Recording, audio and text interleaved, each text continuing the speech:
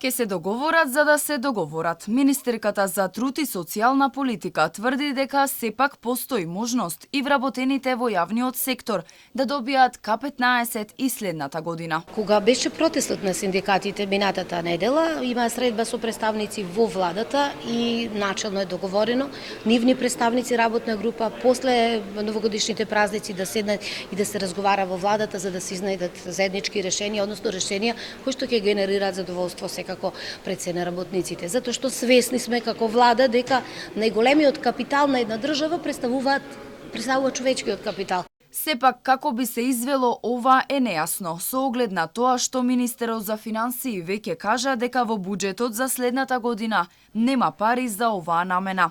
Од тука за председателот на Конфедерацијата на синдикални организации, овие изјави на министерката се празни. Ние сме спремни за разговор, меѓутоа од празни разговори ние нема да се задоволиме. Ние ќе бараме децидно, ако веќе буџетот веќе направен, еве го кај да ќе се изгласа во собрание, на таа седба со премиерот, со министерката и со сите ресорни министерства ќе бараме на подпис дека со ребаланс на буџетот ќе стои дека работниците ќе земат К15.